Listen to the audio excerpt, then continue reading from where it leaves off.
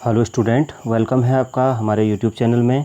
आज हमारी उत्तराखंड जीएस की यह क्लास 80 है। सामान्य अध्ययन के अंतर्गत क्लास 80 है। इसके पहले की क्लास हैं, अगर आपने नहीं देखी हैं तो सभी क्लासें प्लेलिस्ट में अवेलेबल हैं।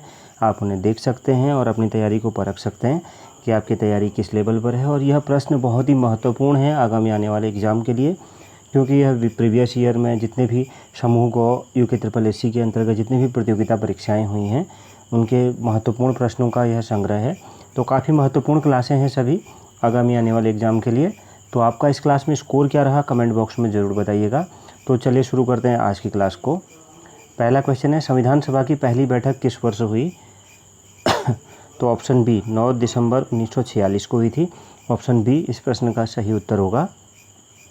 अगला प्रश्न है, राज्यसभा में प्रथम विरोधी दल के नेता कौन थे? तो इस प्रश्न का राइट आंसर क्या होगा? Option A Kamlapati Tripathi. Option A इस प्रश्न का सही उत्तर होगा। अगला प्रश्न है, अमर्त्य सेन को भारत रत्न से किस वर्ष सम्मानित किया गया? तो इस प्रश्न का सही उत्तर क्या होगा? ऑप्शन डी 1999 में किया गया था।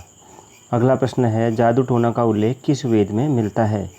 तो चौथा प्रश्न है, तो ऑप्शन डी अथर्ववेद में मिलता है। तो सबसे बाद में ये अथर्ववेद आया था।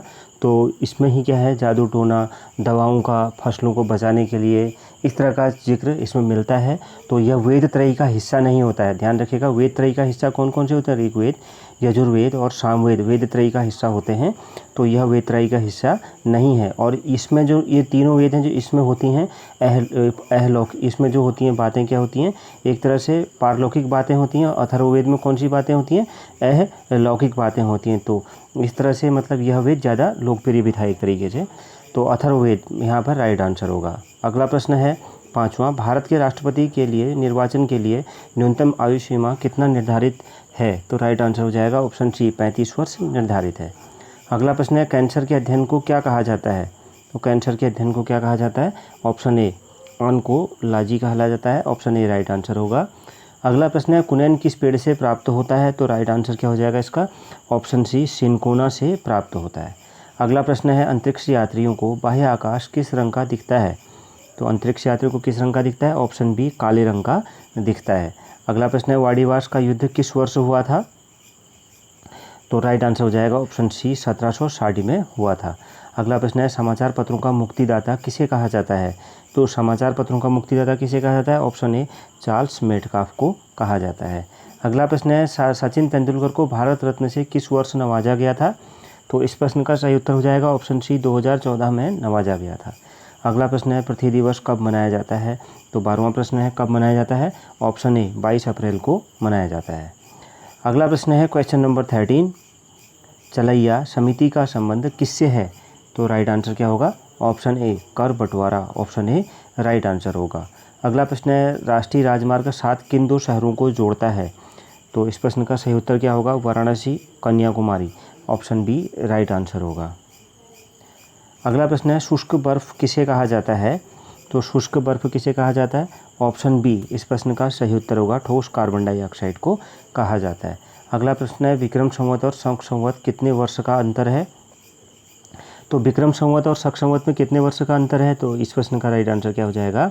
ऑप्शन डी 135 वर्ष का, क्योंकि विक्रम संवत जो था वो 57 BC में चालू हुआ था और शक संवत 78 AD में चालू हुआ था। अगर आप इन दोनों के बीच का अंतर निकालेंगे तो आपको पहले 57 टू कहाँ जाना होगा? 0 जाना होगा, फिर 0, फिर उसके बाद 1 2 ऐसे करके 78। अगर दोनों को ऐड करेंगे तो कितना आ जाएगा? 135 वर्ष, इतना ईयर अंतर आ जाएगा।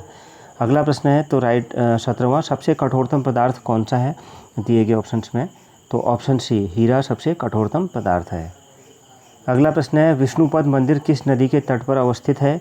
तो इस प्रश्न का सही उत्तर क्या होगा? ऑप्शन ए फाल्गु नदी के तट पर है। 19वां प्रश्न है, ब्लड ग्रुप की खोज किसने की? तो राइट आंसर होगा लॉर्ड लेड स्टीनर ने की थी, लैंड स्टीनर ने। ऑप्शन ए राइट आंसर हो जाएगा। अगला प्रश्न है, रोजगार समाचार का प्रकाशन किस मंत्रालय द्वारा होता है? तो किस मंत्रालय द्वारा होता है? ऑप्शन बी सूचना प्रसारण। ऑप्शन बी राइट आंसर होगा। अगला प्रश्न है, सावाक किस देश की गुप्तचर संस्था है? तो राइट आंसर होगा ऑप्शन सी ईरान की गुप्तचर संस्था है। अगला प्रश्न है स्टोरेज बैटरी से में किस अम्ल का प्रयोग किया जाता है। तो स्टोरेज बैटरी में किस अम्ल का प्रयोग किया जाता है, तो इस प्रश्न का सही उत्तर क्या होगा, ऑप्शन ए सल्फ्यूरिक अम्ल का प्रयोग किया जाता है। अगला प्रश्न है सत्यजीत रे को किस वर्ष भारत रत्न से सम्मानित किया गया था। तो इस प्रश्न का राइट आंसर क्या हो जाएगा, ऑप्शन बी 1992 में किया गया था। ऑप्शन बी इस प्रश्न का राइट आंसर हो जाएगा। अगला प्रश्न है 24वां दिया सलाई में कौन सा फास्फोरस का प्रयोग होता है। तो इस प्रश्न का सही उत्तर क्या होगा, इस प्रश्न का राइट आंसर क्या हो जाएगा, ऑप्शन बी लाल फास्फोरस का प्रयोग किया जाता है। अगला प्रश्न है पुराणों की संख्या कितनी है। तो पुराण जो हैं कितनी है इनकी संख्या, तो राइट आंसर क्या होगा, option C 18। Option C right answer हो जाएगा। अगला प्रश्न है लाल बहादुर शास्त्री को भारत रत्न से किस वर्ष सम्मानित किया गया था। तो किस वर्ष सम्मानित किया गया था, ऑप्शन सी 1966 में सम्मानित किया गया था। ऑप्शन सी इस प्रश्न का सही उत्तर होगा। अगला प्रश्न है राज्यसभा का विघटन कब होता है। तो 28वां प्रश्न है, तो इस प्रश्न का सही उत्तर होगा ऑप्शन डी कभी नहीं होता है। ऑप्शन डी राइट आंसर होगा।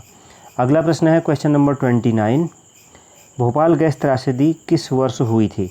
तो राइट आंसर क्या होगा, ऑप्शन सी 3 दिसंबर 1984 ईस्वी में हुई थी। अगला प्रश्न है मैग्नेटाइट किस धातु का अयस्क है। तो मैग्नेटाइट किस धातु का अयस्क है, राइट आंसर होगा ऑप्शन बी लोहे का अयस्क है। अगला प्रश्न है 31वां आलू किसका एक प्रकार है। तो इसका राइट आंसर क्या हो जाएगा, ऑप्शन ए तने का एक प्रकार है। ऑप्शन ए इस प्रश्न का सही उत्तर होगा। अगला प्रश्न है विद्युत धारा के चुंबकीय प्रभाव को किसने खोजा था। तो राइट आंसर क्या होगा, ऑप्शन बी ऑस्ट्रेड ने खोजा था। ऑप्शन बी राइट आंसर होगा इस प्रश्न का। अगला प्रश्न है खान अब्दुल गफ्फार खान को किस वर्ष भारत रत्न दिया गया था। तो इस प्रश्न का सही उत्तर क्या होगा, ऑप्शन सी 1987 में दिया गया था। ऑप्शन सी इस प्रश्न का राइट आंसर होगा।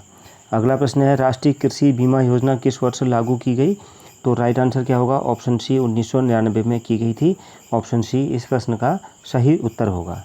अगला प्रश्न है केंद्रीय गन्ना अनुसंधान कहाँ स्थित है। तो इस प्रश्न का सही उत्तर क्या होगा, ऑप्शन सी कोयम्बटूर में स्थित है। अगला प्रश्न है मदर टेरेसा को भारत रत्न किस वर्ष दिया गया था। 36वां जो प्रश्न है, तो इस प्रश्न का राइट आंसर क्या हो जाएगा, मदर टेरेसा को कब दिया गया था। ऑप्शन डी 1980 में दिया गया था। ऑप्शन डी इस प्रश्न का सही उत्तर होगा। अगला प्रश्न है कितने डिग्री सेल्सियस को परम शून्य तापमान कहा जाता है। तो कितने डिग्री सेल्सियस को कहा जाता है। तो 37वां प्रश्न है, ऑप्शन ए -273 डिग्री सेंटीग्रेड को कहा जाता है। ऑप्शन ए इस प्रश्न का राइट आंसर होगा। अगला प्रश्न है सारनाथ में किस शासक का स्तंभ है। तो सारनाथ में किस शासक का स्तंभ है। तो ऑप्शन ए अशोक का स्तंभ है। अगला प्रश्न है राज्यसभा का पदेन सभापति कौन होता है। तो राइट आंसर हो जाएगा ऑप्शन बी उपराष्ट्रपति होता है। अगला प्रश्न है नेल्सन मंडेला को किस वर्ष भारत रत्न दिया गया।